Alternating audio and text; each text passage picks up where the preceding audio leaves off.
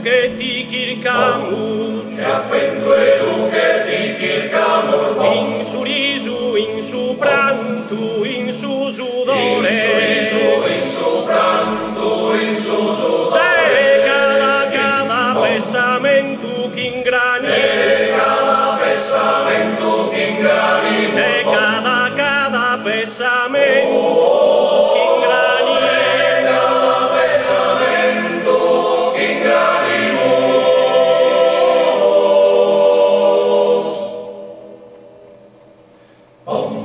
umile gusto canto ti inviamo, Umile gusto canto ti inviamo, in sentimento signidor d'amore, in sentimento signidor d'amore, ade plur papu nostro non podimo, ale plur babbu nostro non podimo, cade plur papu nostro ale plur babbu nostro non podimo.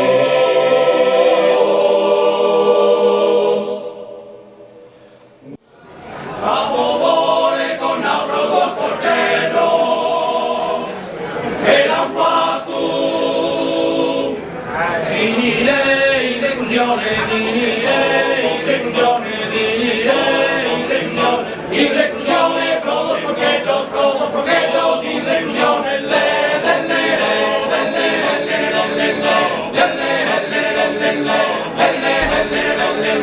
bim bambo, bim bom.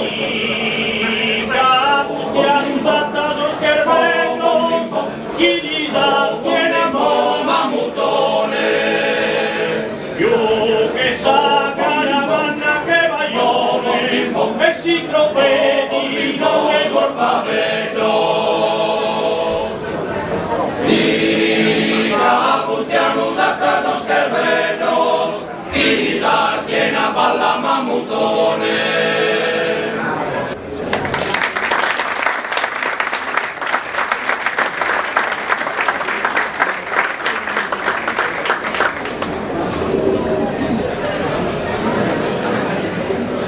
Bim bim bom, caso tanto nessuno lo vedeva, caso tanto nessuno lo vedeva, caso tanto nessuno lo vedeva, bom bim bom bim bom, bom bim bim bom, nessuno soltanto vedeva, nessuno soltanto vedeva, nessuno soltanto vedeva, bom bim bom, bom bim bom. Bom bim bim bom, bom bim bim bom. Nessuno soltanto vedeva, bom bim bom, bom bim bom.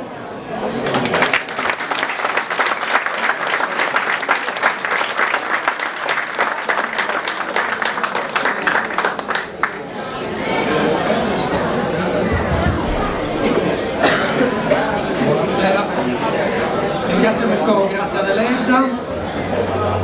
Sente così. Allora, ringraziamo il coro Grazia Deledda per i due brani, Sabocau e Sucunzu. Allora, io sono Antonello Muscau, vi saluto, buonasera a tutti. Siamo qua per presentare l'associazione culturale Beyond 39.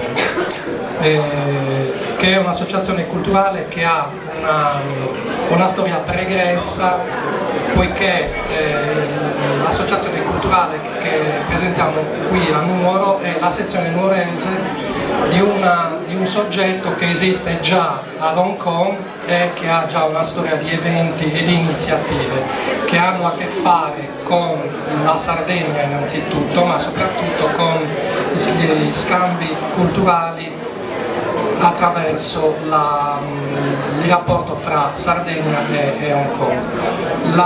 L'obiettivo di questa associazione è quello di cercare di portare avanti una serie di iniziative dal punto di vista culturale, artistico, musicale, ma anche cercare di far capire a un pubblico che è molto curioso rispetto alla Sardegna La missione, gli obiettivi dell'associazione sono quelli di cercare di portare avanti una serie di iniziative atte a far conoscere la Sardegna e la sua cultura nei confronti di Hong Kong, ma anche di altre realtà, che possono essere per esempio quelle della realtà anglosassone o quelle della realtà asiatica.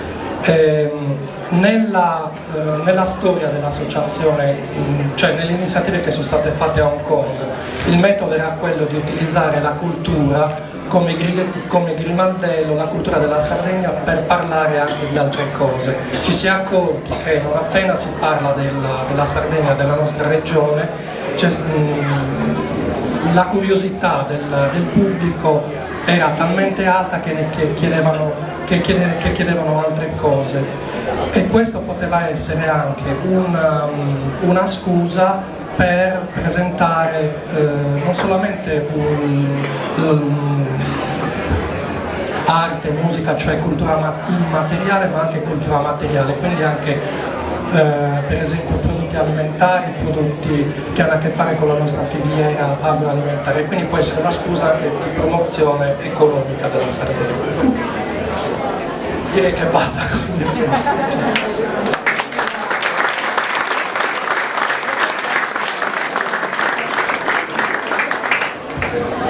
E Antonello non è abituato come me a parlare al microfono, abbiate pazienza, insomma io. Allora, intanto ringrazio tutti, buonasera per essere intervenuti così numerosi, siamo contenti che siate così tanti, insomma. Allora, intanto a me spetta il ruolo di ringraziare, di fare ringraziamenti doverosi a chi ha collaborato per la buona riuscita di questa manifestazione. Intanto ringrazio il titolare qui della baracca, non si offenda, la chiamo baracca in termine in senso buono ovviamente, che è Francesco Mattana, che ha messo a disposizione il locale l'Exme e il Nobel 26, dove siamo tutti qui seduti. E quindi sperando che con Francesco inizi una collaborazione duratura, insomma, penso che potremo andare avanti bene, insomma, perché la struttura si presta. Poi successivamente allora abbiamo Miele Amaro, che qui ci ha aiutato nella promozione del libro di Ciriaco, organizzando due vetrine, una nella loro sede al Corso Garibaldi e una qui da noi all'Exme, dove insomma potete trovare anche il libro di Ciriaco, insomma, chi lo volesse acquistare. Poi abbiamo da ringraziare Miriam Zucchiatti e il maestro Gavino Puni, che tra un po' presenteranno il libro e poi leggeranno insieme alcuni brani tratti dal libro stesso. Poi abbiamo il coro Gazzaletta, che è anche il mio coro, insomma, quindi lo ringrazio doppiamente, insomma, era il mio coro che stavo dicendo, no? Ho avuto il privilegio di cantare una volta in quel coro, va bene così, insomma, che canteranno, ci allietteranno, insomma, delle canzoni armonizzate dal maestro, l'infaticabile maestro Giampaolo Selloni, che insomma, tutti quanti. È il miglior maestro di questo coro, inteso di quello che presenti adesso qui, sicuramente il migliore. Poi ringraziamo Antonio Serra, che è il titolare del laboratorio artigianale, che poi ci offrirà un buffet alla fine della serata. Lo trovate qui all'interno dell'Exme, il laboratorio di Antonio, l'elisir dolce e salato, quindi ringraziamo anche Antonio. A questo punto resta che ringraziare tutti voi per essere venuti, autorità anche se poi sono venute in incognito, e a noi fa piacere comunque così, e tutti gli amici e amiche, insomma, che ci hanno voluto onorare della loro presenza. Allora io volevo dire soltanto una cosa in più di quello che ha detto Antonello per quanto riguarda l'associazione. e noi non ci vogliamo ovviamente contrapporre a nessuna delle associazioni che c'è qui a Nuoro, anzi al contrario vogliamo collaborare nel progetto di internazionalizzazione degli eventi, e capirai, adesso anche io mi sto impappinando, peggio di Antonello. Quindi tutti quanti abbiamo tutti coloro che vorranno collaborare con noi siamo a disposizione. Non mi manca soltanto da presentare i soci fondatori, l'ho lasciato per ultimo la ciliegina sulla torta, inizio in ordine crescente di anzianità, così che si capisca subito chi è il meno giovane qui dentro. Quindi c'è Antonello Muscau che sarà il segretario dell'associazione, mio fratello Marco Mottoi, consigliere e tecnico informatico dell'associazione, io che sarò il vicepresidente, Franco Mottoi per chi non mi conosce, e poi Ciriaco Fedio che insomma lui è il presidente per anzianità, ovviamente non per merito, non per merito. Ok, a questo punto direi che posso dare di nuovo la parola o la voce al coro per un altro intervento, per una canzone, per un canto. Grazie a tutti.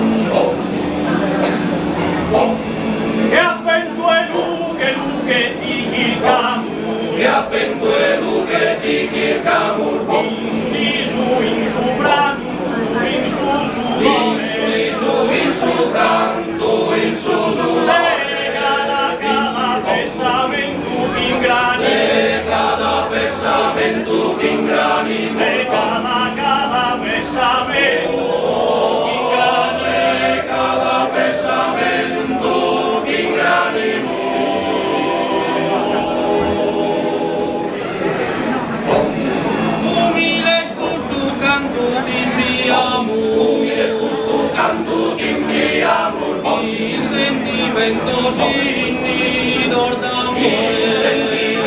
s'inidor d'amore, cade purtroppo nostro non può dare, purtroppo nostro non può di cade purtroppo nostro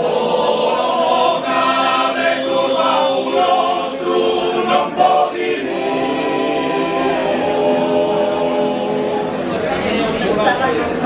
si les gusto canto, chi mi ha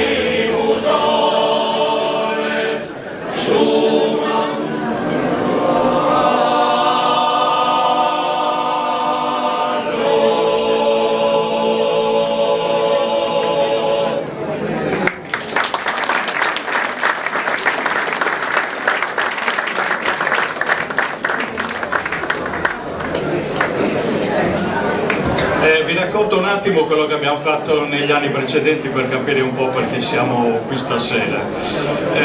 Tutto è partito a Hong Kong circa 2 anni fa, all'Università di Hong Kong, la City University di Hong Kong, dove chiaramente io ho detto che sono nato a Nuoro, che è la patria del premio Nobel Grazia Deledda. All'inizio mi hanno preso un po' per mitomane, un po' perché sono italiano e quindi gli italiani generalmente sono visti come chiacchieroni e mitomani, e quindi non mi hanno creduto per qualche giorno, fino a che non sono andati a controllare su internet di che cosa si stava parlando. Una volta che hanno visto che effettivamente a Nuoro era nato un premio Nobel donna tra l'altro, quindi un premio Nobel del 1926-27, questa è stata una sorpresa incredibile che ha sconcertato completamente queste persone. Sto parlando comunque di persone provenienti da tutto il mondo, persone estremamente colte e che frequentano, diciamo, i circoli culturali di tutto il mondo. E quindi la seconda domanda, dopo il fatto che la prima era se fossi un mitomane, la seconda era se fossimo noi tutti stupidi, insomma, perché avendo questo patrimonio incredibile di un premio Nobel, il premio Nobel è qualcosa che vale oro, che vale qualsiasi ricchezza, qualsiasi è un patrimonio incredibile che qualsiasi Stato utilizzerebbe, qualsiasi territorio utilizzerebbe in maniera proficua, non solo per noi ma per le future generazioni. E quindi la domanda è stata: ma non riusciamo a capacitarci perché voi non comunichiate questo premio Nobel, non facciate niente per farlo circolare nei circoli che contano, nelle università che contano e così via. E quindi c'è stato un grande sconcerto che mi ha portato ovviamente a dover presentare Grazia Deledda, quindi ho presentato Grazia Deledda in diverse lezioni all'università, ma poi soprattutto con l'associazione Bio39 abbiamo fatto degli eventi, abbiamo fatto 4 eventi di Grazia Deledda fra Hong Kong e Macao, facendo vedere anche i film Mutti che abbiamo presentato a Cenere, per esempio, che è stato un grande successo, scrivendo noi una commedia sulla vita di Grazia Deledda, un po' per veicolare questo personaggio incredibile, e poi portando degli studiosi non solamente italiani ma anche esteri a parlare di Grazia Deledda. E quindi piano piano c'è stato questo fenomeno di innamoramento, perché Grazia Deledda poi quello che fa è che fa innamorare chi legge approfonditamente i suoi libri. Una notazione particolare va purtroppo a 2 fattori che ci vincolano e ci limitano. Allora, il primo è la nostra, ripeto quello che mi dicono e che condivido, la nostra stupidità, perché non riusciamo a valorizzare Grazia Deledda nel mondo. Questo è un fattore di stupidità secondo me, perché non possiamo individuarlo in altro tempo. Mi dispiace, sono nuorese quanto voi, quindi la seconda è ci sono 2 grossi macigni che una volta che uno si avvicina a Grazia Deledda scoraggiano un po' la lettura di Grazia Deledda. Il primo è la prefazione di H. Lawrence alla madre, che è una prefazione che gira ormai in tutto il mondo, perché è stata fatta quindi negli anni 1930, quegli anni lì, ed è una prefazione che praticamente in un certo senso limita e distrugge Grazia Deledda, perché H. Lawrence, un po' per invidia, un po' per razzismo, un po' perché non aveva colto il senso della Sardegna, va contro Grazia Deledda. Allora, quando diciamo soprattutto nel mondo anglosassone si affronta Grazia Deledda, uno dei primi macigni che si incontrano è questa prefazione di H. Lawrence alla madre. Notare che dal 1930 ad oggi nessuno studioso sardo, nessuna università sarda, nessuno ha ribattuto a questa introduzione di H. Lawrence. E quindi ci portiamo dietro anche questo ulteriore carico di stupidità, perché, Dio mio, tutto quanto poi è marketing. Potevamo fare delle belle polemiche, potevamo fare delle comunicazioni, potevamo fare dei dibattiti, potevamo fare quello che potevamo fare, e non è stato fatto niente.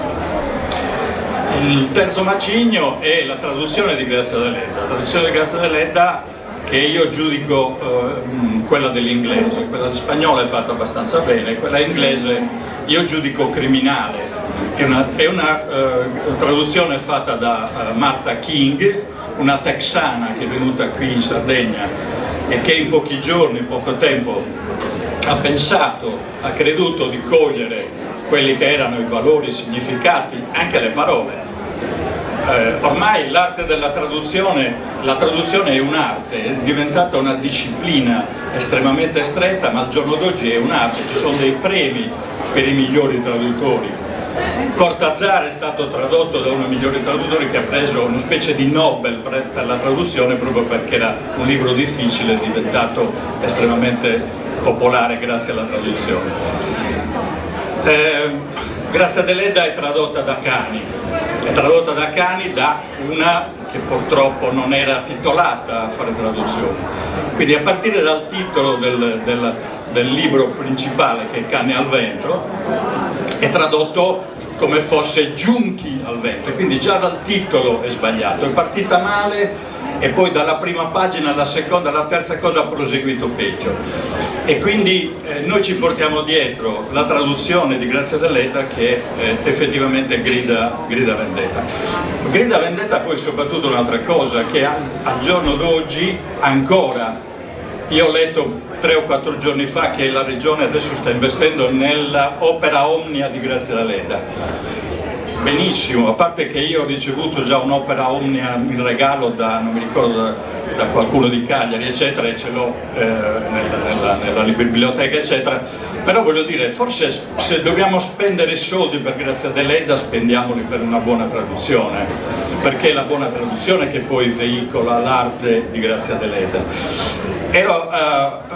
Poi termino abbastanza in fretta, ero a Cambridge un paio di estati fa e c'era la presentazione dell'ultima traduzione di Camus, L'Étranger, che era la 4ª traduzione dal francese in inglese dell'Étranger, ed era un avvenimento mondiale che è stato poi riportato da tutti i giornali culturali del mondo, perché le traduzioni vengono fatte e rifatte periodicamente. L'opera originale rimane fissa a se stessa, ma le traduzioni seguono gli sviluppi della società a cui si rivolgono, per cui ogni 8 anni i grossi capolavori vengono ritradotti. Grazia Deledda non è stata più ritradotta, nessuno si è presa la briga di tradurre Grazia Deledda. Abbiamo dovuto pertanto non solamente presentare Grazia Deledda, ripeto, per ora solo, però per noi è stato un grosso sforzo, Hong Kong e Macao, ma anche spiegare la storia della Sardegna, perché purtroppo la Sardegna non si è mai presentata in Asia e quindi nessuno conosce la Sardegna. Ogni tanto quando si parla della Sardegna la cosa che abbinano è la mafia, no? Perché la confondono con la Sicilia, quindi questo è normalissimo, parlare della Sardegna e dire ah, da voi c'è la mafia. Questo per dire che noi non ci siamo mai affacciati all'estero, mai, e questa è un'altra colpa che dobbiamo colmare. Allora non è che tutto ricada sulle nostre povere spalle di piccola associazione sia Hong Kong che qua, perché siamo poi degli affezionados, degli appassionati, ma comunque ci piacerebbe che ci fosse un certo movimento, diciamo, di gente attorno alle nostre idee, perché quello che stiamo creando poi è un ponte per far venire più gente qui, per far conoscere più la Sardegna e quelli che sono i nostri tesori. Abbiamo portato qui finora 3 università, finora 3 grosse delegazioni universitarie, speriamo di portarne altre. Io ho avuto delle soddisfazioni incredibili, è stata la prima volta, per dire, che ho visto dei cinesi piangere per l'emozione, perché di fronte a quello che gli abbiamo fatto vedere e soprattutto sentire, il primo pianto l'hanno fatto in casa di Grazia Deledda una notte, che abbiamo portato il coro che veniva dal bosco, diciamo, ed era in mezzo ai fuochi, alle luci, ed è stato per me la prima volta che vedevo dei cinesi piangere, perché evidentemente per loro era troppa l'emozione, troppa la gioia di vedere qualcosa di così bello. Questo è quello che vogliamo continuare a portare avanti con la nostra volontà, con la nostra gioia, con la nostra, come si dice, letizia. Speriamo di vivere in letizia e di portare un po' di letizia anche agli altri. Grazie a tutti.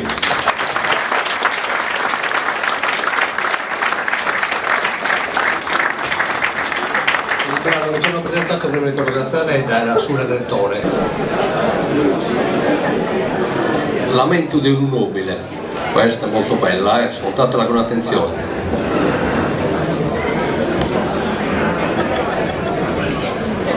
Questa luce di tutta pala per una secura vai normale in musilli marcatore vorrei simbole di sonore Ognuno nobile chino a pane, senza arte vache, vita e cane, senza impiego su cavalleri, vestuno volo, posti sombreri.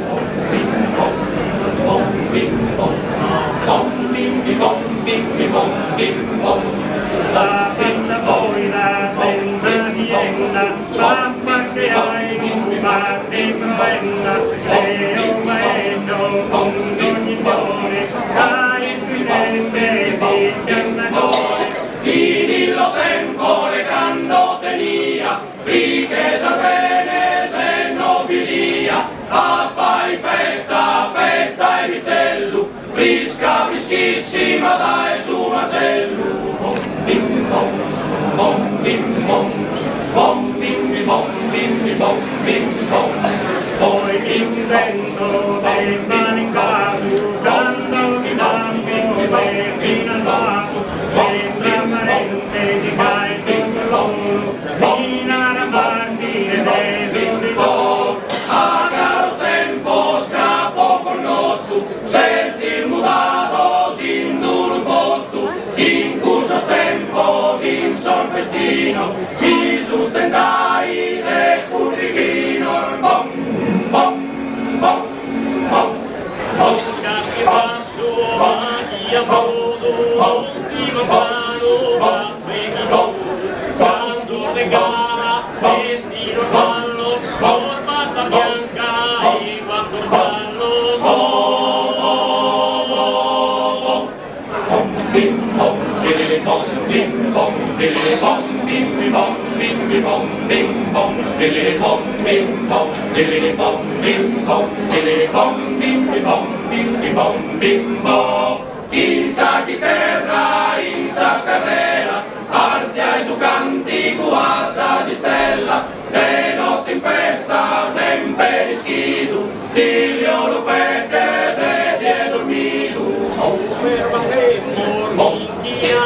ia, monte davvero, saluteria, poesa superbia, no verde mundo, sos pantalone, monte del po'. Salva che salva grandezza, stimesa, Gesù e Dio, in ciapa chicas, sane nuare, vesti humilde de piedade. Bim bom, bom bim bom, bom bim bim bom, bim bim bom, bim bom, bom bim bom, bom bim bom, bom bim bim bom, bim bim bom, bim bom. Funesta luce chi aiuta pala, bom bim bom bim bom bim bom. Funesta luce chi aiuta pala, bom bim bom, bom bim bom.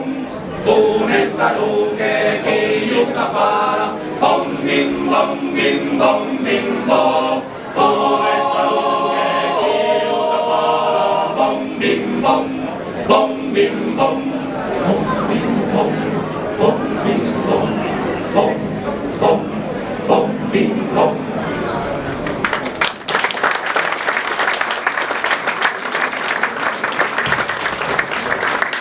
Ringraziamo ancora il coro Grazzaleda e se qualcuno avesse da porre qualche domanda a Ciriaco, qualcuno dell'associazione, qualche curiosità, qualsiasi cosa, lui è qui a disposizione.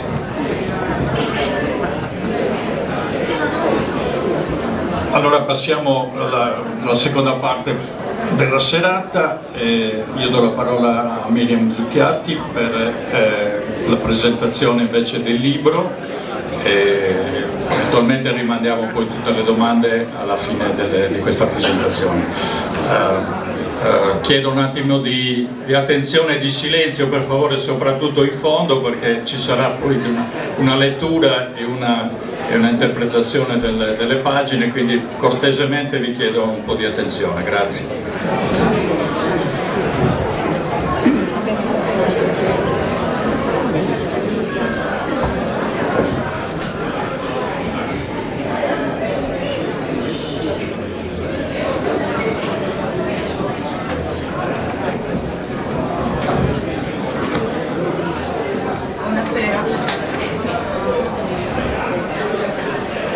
Buonasera, io mi chiamo Miriam Zucchiatti, ho letto Sue Vita e il progetto del diavolo, ho incontrato l'autore Ciriaco Feddu e mi ritrovo a presentarlo qui a voi come per caso, come niente nella vita è un caso. Certo, le circostanze, le contingenze, quelle visibili sono tre. La prima, sono una bibliotecaria. Ma prima di una bibliotecaria sono un'appassionata lettrice, alla quale i libri danno sì da vivere, ma alla quale i libri cambiano la vita. La seconda, vivo a Milano, spero ancora per poco riferito a Milano, non alla vita, ma lì sono da sempre, pur essendo milanese, sradicata e in esilio e devo a Nuoro la scoperta di cosa sono le radici. E qui ho messo radici e voglio restare, ci riuscirò. Ultima circostanza visibile, il tratto d'unione, il collegamento tra me e l'incontro con questo libro e questo autore è il maestro Gabino Poddighe, che conosco e frequento da anni, al quale devo molto e devo sempre di più. Veniamo al libro. Ho letto Zia Suelita in pochi giorni con uno strano procedere, 50 pagine avanti, 40 indietro e poi di nuovo tutto d'un fiato. Sì, perché da subito l'immagine che ho percepito è quella di una sorta di diorama che si compone di piani dipinti e intagliati, posti verticalmente in una successione parallela, che creano però l'illusione della realtà e della tridimensionalità. Un po' come quei libri che sono destinati di solito ai più piccini, dove improvvisamente, aprendo una pagina, balzano fuori le figure e interagiscono col movimento della pagina e tra loro. Sto parlando di immagini perché per me Ciriaco Feddu è un grande pittore e io lo immagino piuttosto che davanti a una tastiera del PC con colori, pennelli e una tela. La sua pittura, fatta di parole, è descrittiva e godibilissima come certi quadri fiamminghi, al tempo stesso è simbolica, ma è fatta anche di colore materia, come ad esempio i quadri di Gauguin. È una combinazione difficile, tre cose difficili da mettere insieme. Tutti i piani del diorama che vi dicevo sono comprimari e volevo pian piano avvicinarmi, planare con lo sguardo quasi a volo d'uccello, e ci appare come prima immagine, come qui il primo quadro, l'Argentina. Una delle domande, lui racconta in una postfazione che il suo primo agente letterario gli pone, è: perché l'Argentina? Sei italiano, sei nuorese, perché questo paese? Io credo che questa cosa si spieghi nel corso della vicenda. L'Argentina come terra così, dice, assolutamente drammatica, variegata e tormentata, arena per eccellenza di scontro tra bene e male.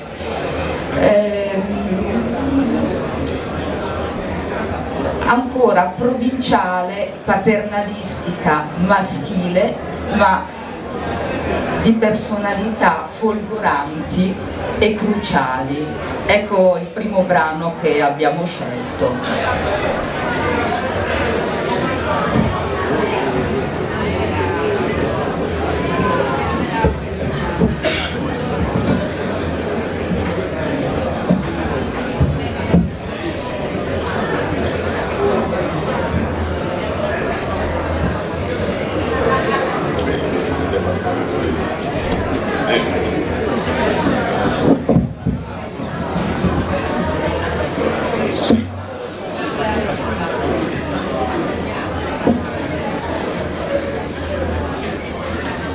Ripercorrere la storia mi porta inevitabilmente alla figura di Eva Duarte de Perón.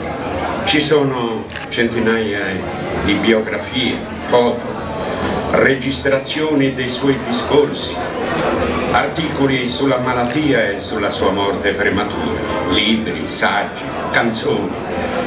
In un paese provinciale, paternalistico e maschile, qual era allora l'Argentina, Evita fu una personalità folgorante e cruciale, la prima di alcune rilevanti donne della storia argentina.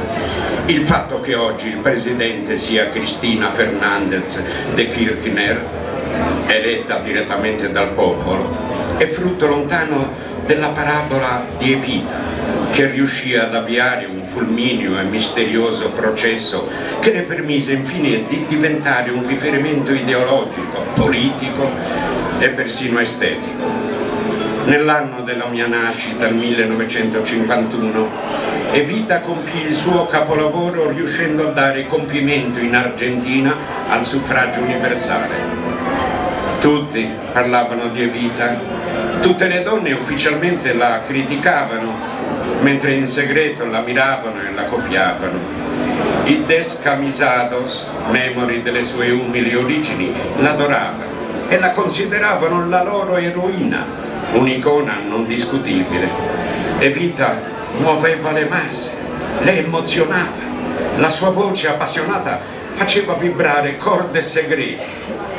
Le foto del suo viso smagrito, già colpito dalla malattia, facevano piangere e allo stesso tempo richiamavano all'orgoglio, alla forza, l'incredibile valore simbolico di Evita Perón. Così si sarebbe espressa Martina se l'avesse in qualche modo apprezzata, e i suoi influssi sul sociale e sulla cultura rimangono strani, sovradimensionati.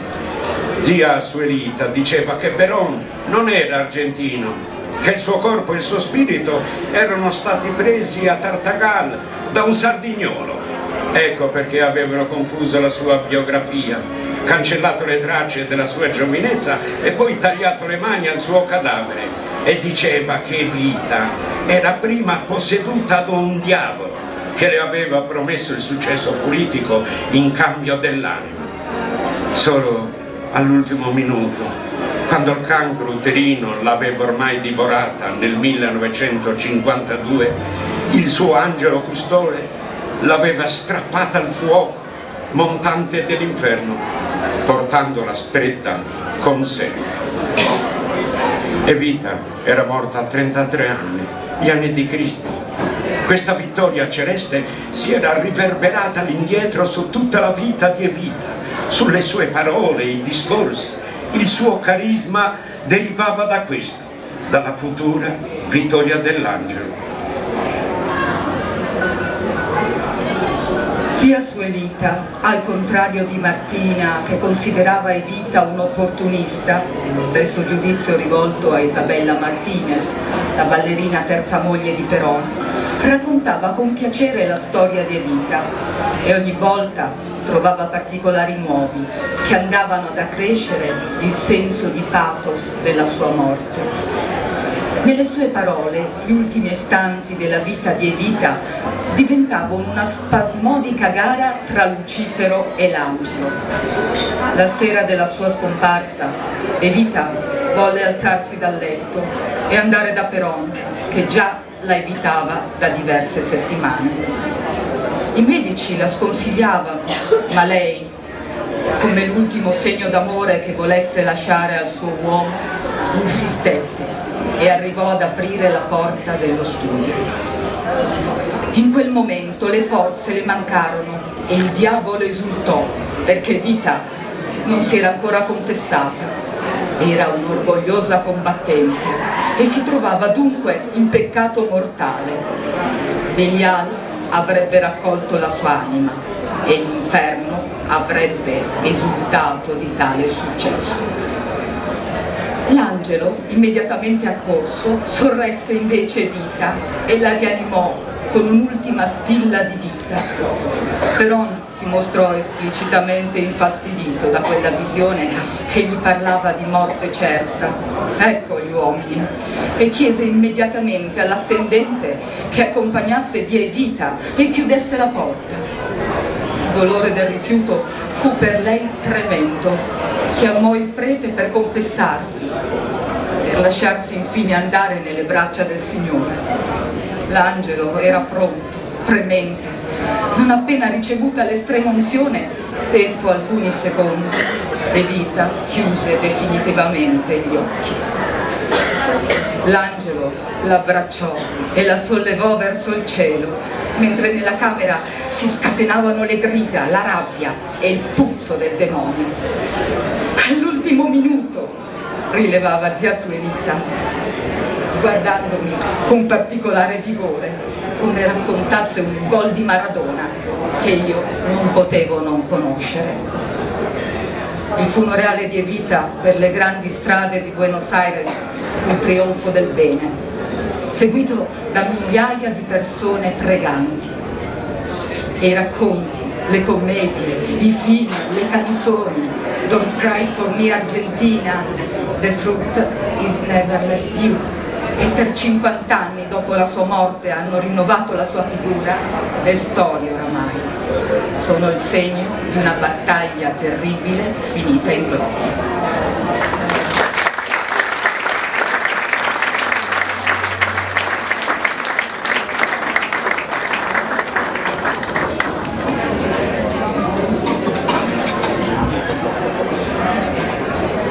Allora,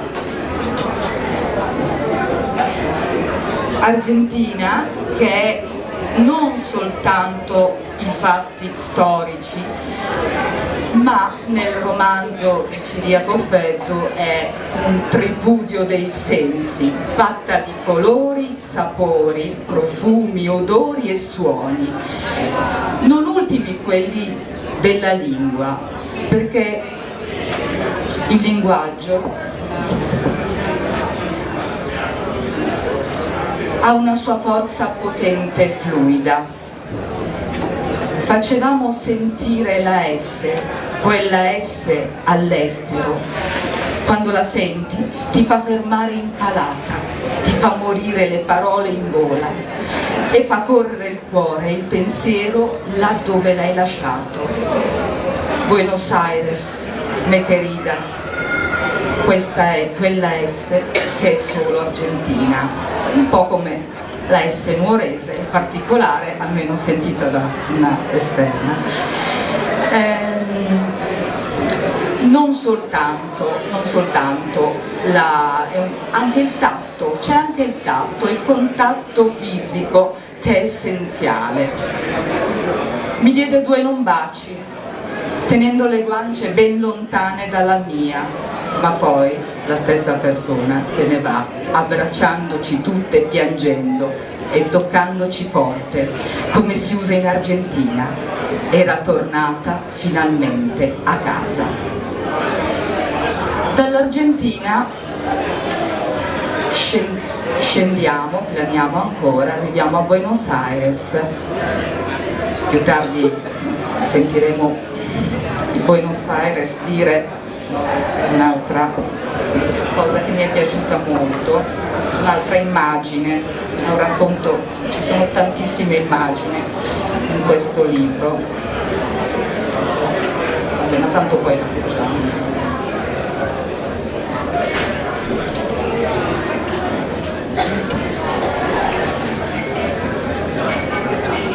Era quella in cui paragona, però. E la casa di via Ramos Mejia al 27, una casa, ti confesso che sono andata su Google Maps per vedere dov'era, per vedere via Mejia 27, e in qualche modo ho scoperto sì, qualcosa che le poteva assomigliare, e ho anche delle curiosità in proposito. Una casa semplice che si sviluppa come una C attorno ad un giardino che poi è diventato il patio, costruita con materiali di recupero, piastrelle colorate, blocchi, scarti di cantiere, e soprattutto una casa che è il baricentro, il perno magico di tutto. Tutto dopo un po' tornava in via Ramos Mejia, non soltanto i fatti salienti della vita, matrimoni, morti, congedi, malattie, ma persino i commenti, i sospiri, le preghiere dette e tutti i fili invisibili che collegano persone e fatti. Ecco, arriviamo alla famiglia, 3 generazioni più una accennata, 3 generazioni che vanno da nonna Maddalena, nata nel 1900, che è l'inizio della dinastia, ed è madre di Suelita e Martina e altri 9 figli. Cito Suelita, dalla quale prende avvio la prima frase del libro, è dedicata a lei, e Martina perché è la madre della voce narrante Camila. Le donne, il filo rosso che le collega, ma anche gli uomini, e per gli uomini direi anche il maschile, così il mio riferimento, il mio va a Jung, all'anima e all'animus, la parte femminile in ciascun uomo e la parte maschile in ciascuna donna. Adesso a proposito sugli uomini abbiamo una lettura.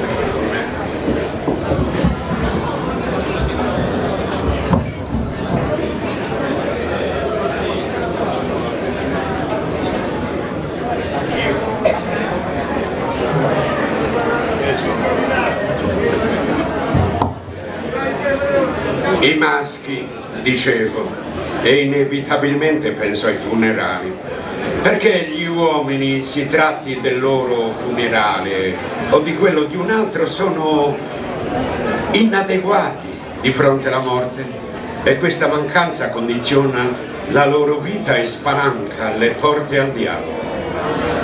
Abbiamo sempre vissuto in caso aperto prendendoci cura di questi maschi così deboli, friabili come le torte degli immigrati, transitavano pieni di arie, di idee, di parole.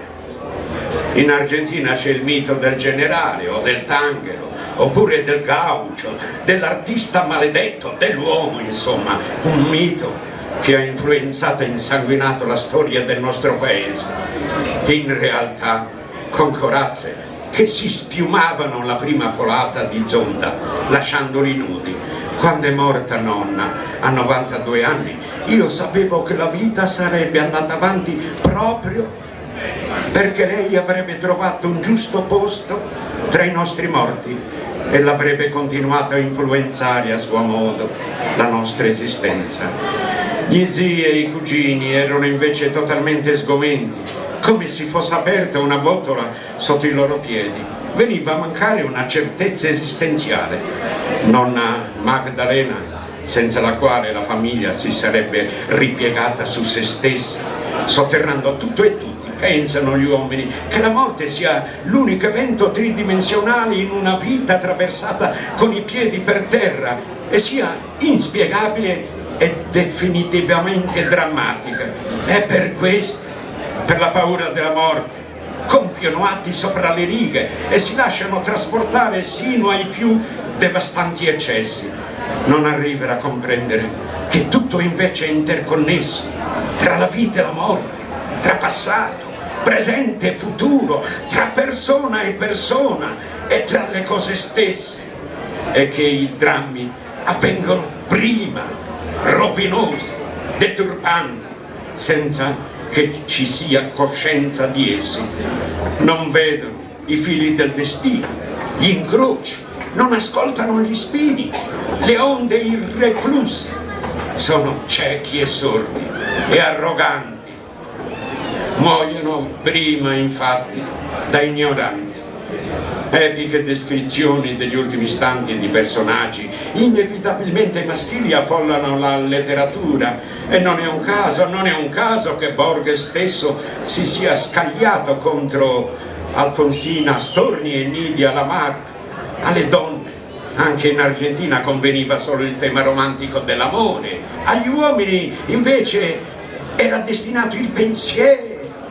E quali effetti perversi il pensiero abbia prodotto, questo è nella nostra storia più buia ed efferata.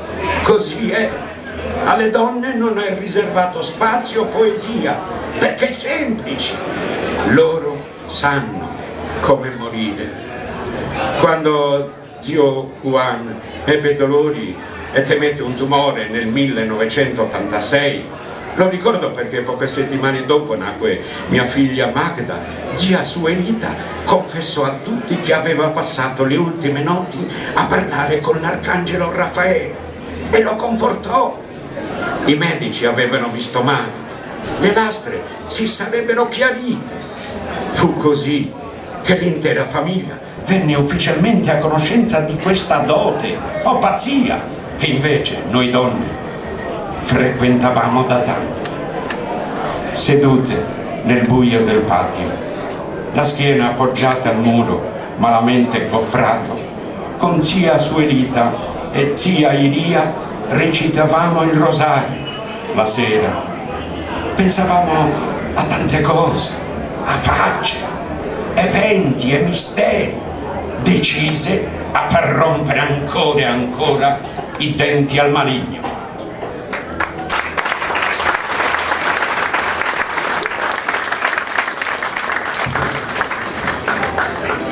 Maddalena, Suelita, Camilla vedono, dialogano con ciò che è più invisibile.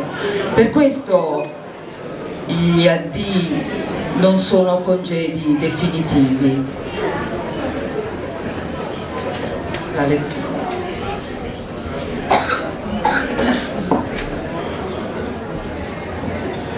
Ciao papà. Ti ho lasciato per ultimo perché volevo dirti con calma quanto ti voglio bene. Nel 2001 la crisi dell'Argentina si acuì ancora una volta, nonostante il drastico piano lanciato da Cavallo, che istituì un taglio netto a stipendi e pensioni. Nella provincia di Buenos Aires gli stipendi dei dipendenti pubblici vennero pagati con buoni governativi, i cosiddetti patacones, anziché in denaro. Chiusero le Aerolíneas Argentinas, nostra gloriosa compagnia di bandiera, crollò l'economia. Un ennesimo drammatico periodo di sacrifici si prospettava. Dopo una vita di lavoro, mio padre stringeva in mano la sua pensione, una sottile busta di patacones, forse un siglo, e così è morto. Un rantolo improvviso e si è ripiegato sulla poltrona senza disturbare nessuno, così come sempre era vissuto. Quando sei andato via io ti ho vista, papà, portavi una camicia color vinaccia che mai avevi posseduto. Mi sono interrogata su quel colore e perché mi avessi salutato sbracciandoti un po', come volessi farti vedere assolutamente da me. essendo risucchiato da qualcosa di immensamente più forte e rapido, per un po' equivocato, immaginando un messaggio di liberazione. Penso invece che volessi dirmi che nell'animo eri molto diverso dalla persona che era riuscita a mostrare in vita, che Eduard Solanas non si esauriva nella sua squisita educazione. Sei stato capace di accettare il ruolo di naufrago con me nella zattera nella quale Martina ci aveva relegato, nella sua quotidiana e tranquilla bontà, nella rettitudine innata. C'era un altro ragazzo dietro Edward che avrebbe voluto essere riconosciuto, ma vedi papà, non c'è nessun motivo di rimpianto. Io ho avuto 1000 momenti dal tenero ragazzo che c'eravi, nei quali il tuo animo mi ha illuminato come un sole, quando mi coprivi la testa con l'accappatoio e mi facevi girare per la casa sino a perdere l'orientamento, quando mi baciavi con forza prima di farmi dormire, quando mi raccontavi storie senza fine nelle quali ti perdevi tu per primo e io pensavo quanto lo amo, quando camminavamo insieme le domeniche e mi spiegavi perché il modulo 4-3-3 della nazionale argentina di calcio fosse superiore al 4-2-4 della nazionale brasiliana, quando mi hai accompagnato alla laurea e all'altare e io sentivo più di tutto il turbine dei tuoi sentimenti, quando ho scoperto un album di fotografie mie raccolte una ad una da te con disperato amore, immagini che neanche sapevo esistessero, quando dopo la morte di zia Laia mi hai portato a Porto Madero, alla Puente della Mujer, e ci siamo seduti, io su una bitta, tu per terra, e mi hai parlato con candore dei tuoi genitori e della tua famiglia, quasi scusandoti di non aver avuto anche tu i tuoi morti, il tuo dolore. Non voglio salutarti papà, perché tu non mi lascerai mai. Stai sereno invece nei miei confronti. Sono io che come figlia ho tutto il diritto ai miei sensi di colpa e ai miei rimpianti. Di zio Juan e di mio marito parlerò in un'altra occasione. In questo momento sono al buio, la testa sotto l'accappatoio. Mio padre mi tiene in braccio e mi fa girare per la casa. Balliamo, sento una musica appassionata che riempie l'aria ed esplode nel mio cuore.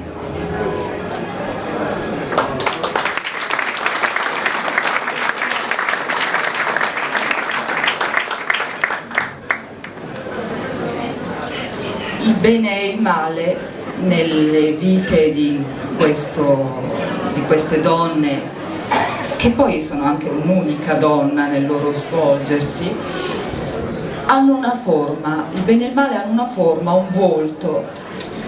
Il diavolo è un altro protagonista o antagonista, è ben visibile, anzi ci spiegano che il diavolo non è uno solo, sono tanti, in tante situazioni.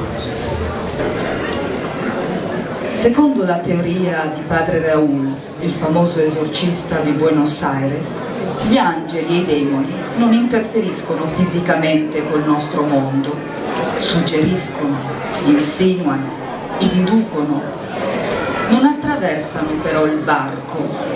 Gli spiriti e soprattutto i nuovi trapassati possono stare invece insieme ai vivi e toccarli per brevi momenti. Io non sono d'accordo sul comportamento dei diavoli e degli angeli, intendo. Padre Raúl era un bravo esorcista, ma non vedeva tutto. Questo era lampante. Ero stata a sentire una sua predica ispirata in cattedrale. Aveva descritto casi di indemoniati che avevano fatto rabbrividire la navata, azioni ributtanti, parole, frasi di diavoli che conoscevo bene, ma si era fermato lì. Ero stata in dubbio se andare a parlargli e poi d'impulso l'avevo raggiunto in sacrestia. Padre Raul era un insieme di rughe, risultato del fare la parte dell'angelo essendo solo un pover'uomo. Era magro, con una pancia prominente, più basso di quel che sembrava sull'altare.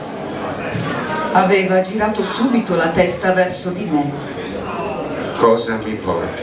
Aveva chiesto, captando forse qualcosa, senza avermi mai vista prima. Dubbi, padre. C'era un odore che strisciava oltre l'incenso. La chiesa alle spalle, svuotata, era diventata un antro buio che incombeva sulla piccola sacrestia. Ah, allora sei nel posto giusto. Si era seduto stancamente e si era tolto le scarpe, massaggiandosi i piedi. Gli esorcisti sono un po' come i medici bravi, non curano la forma, stanno in trincea. Anatros, avevo detto. Scarpe nuove. Padre, qui è passato Anatros, avevo insistito. In sacrestia? Preghiamo San Giuseppe. San Giuseppe è stanco di sentire le mie preghiere e anch'io sono stanco. Mi aveva guardato con serietà sofferta. Sono vecchio e malato e vorrei trovare la pace. Poi si era riscosso, riprendendo l'approccio indagatore.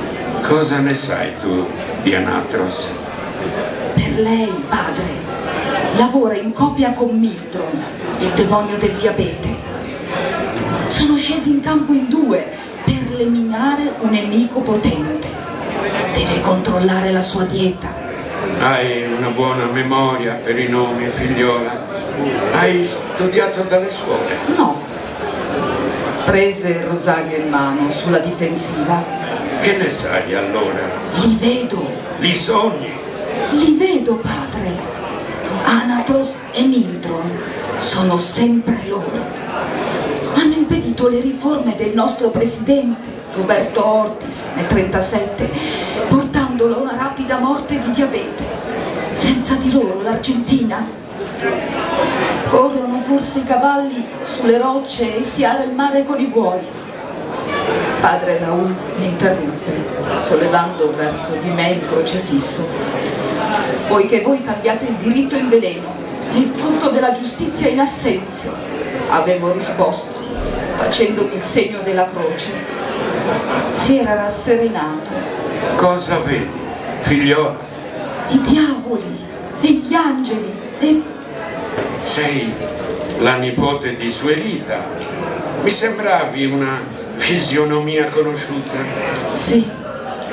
Vai in pace, figliola. Aveva sospirato sollevato. Voi, Oberto, avete strane visioni, ma state dalla parte giusta e non date scandalo. È una consolazione. Io? Non dire niente adesso. Sono veramente stanco. Ti benedico. Camilla. Ti benedico. Camilla, in nomine Patris et Filii et Spiritus Sancti. Amen. Vieni a trovarmi in un altro momento. Vai adesso. Mi ero incamminata verso la porta. Poi mi ero fermata. Anatros possiede il corista di nome Carmelo. Miltron è il terzo sacrestano, quello grasso e sporco. Avevo guardato padre Raul con sfida. Lasci i dolci e il vino, padre. Stanno vincendo ancora loro.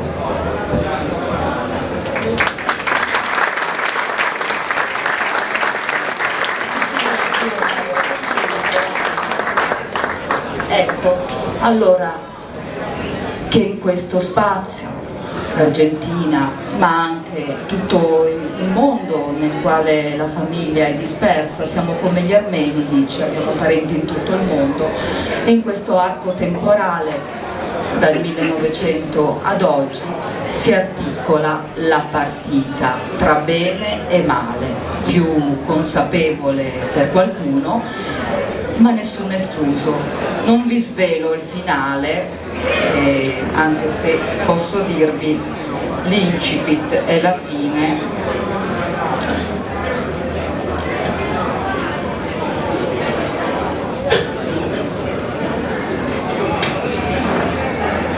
Dal protovangelo: Dio ammonisce Satana, io porrò inimicizia tra te e la donna, tra la sua stirpe e la sua stirpe, questa ti schiaccerà la testa.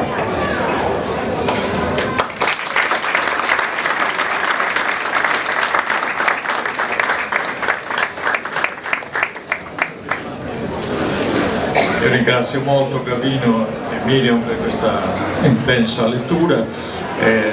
Abbiamo circa un quarto d'ora, quindi prima di andare dobbiamo sentire ancora il coro, poi abbiamo il buffet che ci aspetta. Se ci sono domande, volentierissimo rispondo a questa domanda.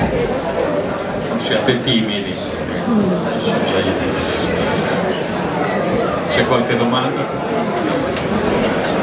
Sì. La questione di Grazia della una nuova storia incredibile. Ecco, sì. La domanda riguarda la prima fase. Grazie.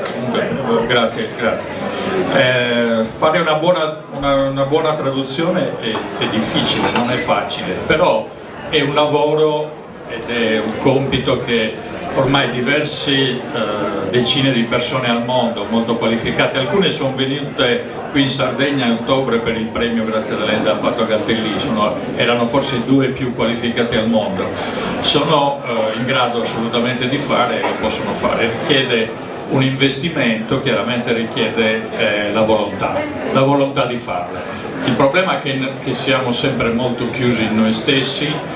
Io dico che la nostra colpa in questo caso qui è che noi ce la suoniamo e ce la cantiamo, ma non siamo disposti a confrontarci con l'esterno, mentre invece la potenza della nostra identità secondo me sarebbe valorizzata e amplificata dal confronto proprio con l'esterno, e questo è quello che dovremmo cercare. Purtroppo non abbiamo questa volontà, per cui non c'è neanche l'idea di investire in una traduzione di Grazia Deledda. Questo è il nostro guaio, però si può fare benissimo, si può fare una traduzione partendo dai romanzi principali e fare in sequenza e arrivare veramente a farne una decina in una maniera splendida. Ma come dovrebbe finanziare questa opera? Non lo so che io non ce la faccio, mi piacerebbe ma non ce la faccio. Un patrimonio di tutti. Bravo. Sono d'accordo. L'Italia è l'unico premio Nobel femminile, porca là. Grazie mille, soprattutto per lo spirito. Sono al 100% d'accordo. Ci sono altre domande? Sì. Faccio io una domanda, perché non ho letto il libro interamente, però ne ho capito lo spirito. E ciò che mi ha sorpreso è prima l'ambientazione in Argentina, e ci sarà un bel perché. Secondo, discutere o intessere un libro sul grande problema del bene e del male, che tu traduci molto intelligentemente in angeli o demoni, oggi in questa società appunto globalizzata, mi è sembrata una cosa di una originalità incredibile. Per quel poco che ho letto l'ho trovato talmente intrigante che adesso ne avevamo una sola copia in 2. No, ne avevamo una sola copia in 2, che è un libro originalissimo, finalmente una voce nuova nella letteratura sarda. Grazie Gavino. Grazie mille. Ma l'ambientazione in Argentina è una scelta ben precisa perché la Sardegna è legatissima all'Argentina. Tantissimi nostri immigranti sono migrati, appunto, sono andati in Argentina, tra cui i genitori di alcuni amici di famiglia, per cui ho sentito tantissime storie sull'Argentina. Il padre di Prededdu Chironi, per dirne uno, era morto in Argentina e Prededdu è andato a ritrovare la sua tomba poi e l'ha finalmente trovata. Per cui l'Argentina è nelle nostre corde, perché ricordiamoci, c'è tutta un'altra pagina che si dovrebbe aprire sull'emigrazione sarda, che anche qui ci sono degli aspetti, fatemi dire, criminali, perché noi siamo stati venduti per fare il carbone nelle miniere del Veggio, quindi c'è stato un grande movimento nel 1946 che è stato chiamato di deportazione economica. I sardi venivano chiusi in certi vagoni, come nei vagoni nazisti, e portati in Belgio perché non potessero scappare lungo la strada. Sono morti a migliaia e non è mai stato riconosciuto dallo Stato italiano perché non voleva pagare le pensioni, per cui è stato sono stati giudicati semplicemente scomparsi. Chiudendo questa parentesi, in Argentina sono andate intere colonie di sardi, come sono andate in Australia da Orotelli, come sono andati in Germania, come sono andati in Belgio. Quindi la storia prima di tutto dell'emigrazione mi tocca profondamente, mi fa venire i brividi, perché assolutamente è una storia da riscrivere da capo. Se però non vi piace l'Argentina e voi volete situare questo romanzo in un cortile di Seuna o in un cortile di Rillai o di Sant'Upredu, fatelo tranquillamente, il racconto corre lo stesso e funziona lo stesso, perché io sono nato in un cortile, quindi queste cose le sono molto bene.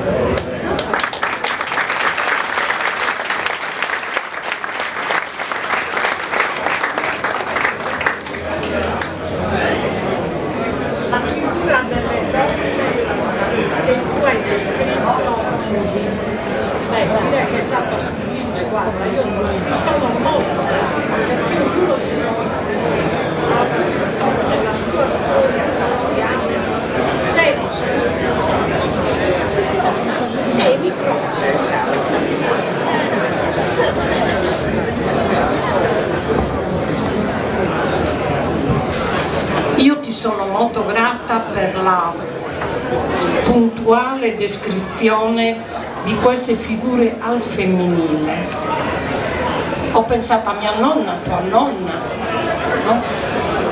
Donne così, che ci sembravano anche dure certe volte, non di carattere, ma che nascondevano per noi bambini una tenerezza, una disponibilità d'animo, e veramente per noi sono state quella storia familiare che ci ha permesso poi di diventare quello che poi siamo noi diventate, donne fortemente femministe, fortemente, che non hanno mai piegato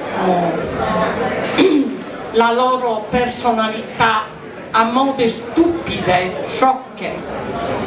Certo, mi ricordo a Gavoi, quando ballavamo il ballo sardo, devi andare diritta, mica, se no non pare una poleggia.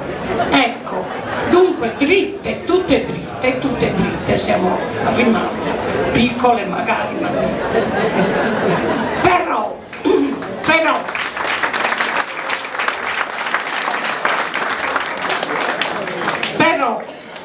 il grande problema è che anche vedendo queste signore giovani di oggi, no?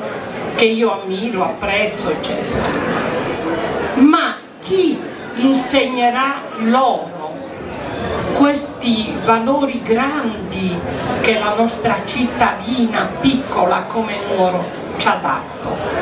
Mi ricordo una volta c'era l'architetto Portoghesi, no?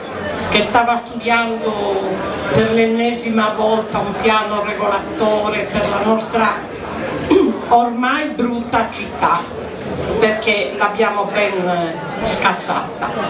Però avevo chiesto come mai anche lei, che pure era un architetto abbastanza sensibile a queste cose, non ha pensato a quegli spazi che nella nostra storia di ragazzi, di bambini, di ragazze e poi di donne sposate eccetera c'erano, e lì si incontravano le donne per raccontare a noi più piccoli il mondo loro. E oggi anche giriamo un po' per Nuoro, ditemi dove ci possiamo incontrare noi donne, ditemelo, in quali luoghi. Sono talmente tutti disumanizzati, brutti. Le nostre piazzette erano sì molto semplici, però avevano un nesso con la nostra storia personale e soprattutto collettiva. Dunque io ti sono molto grata, guarda, io l'ho letto con molta attenzione e sono contenta che tu abbia scritto. Sì, ha ragione Poddighe, sì, ha ragione Poddighe quando ha detto che finalmente qualche cosa di nuovo, però al femminile. E poi per Grazia Deledda, ma come mai tu ti scandalizzi tanto? Se tu pensi che finalmente solo quest'anno è entrata Grazia Deledda nei programmi delle scuole italiane e noi abbiamo studiato alle Asdi, che chi è bravo, ma chi si spera.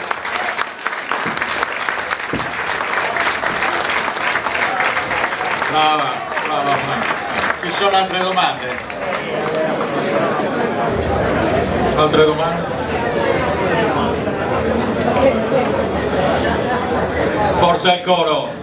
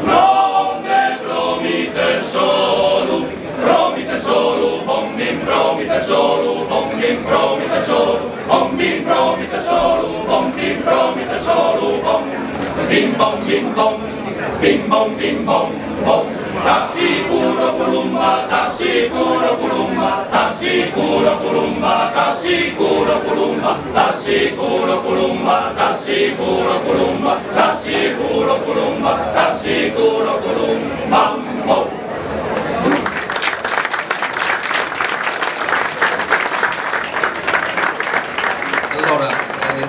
ringraziamo ancora il coro Castelletta, il maestro Giampaolo Selloni, e ringrazio tutti i presenti, siamo veramente contenti della presenza, siamo anche sbalorditi ma contenti sicuramente della presenza di queste persone, e vi invitiamo adesso al buffet che si terrà in una sala qui all'uscita, quindi qualcuno vi indicherà dove andare perché onestamente non lo so neanche io, comunque è qui sicuramente alla sinistra.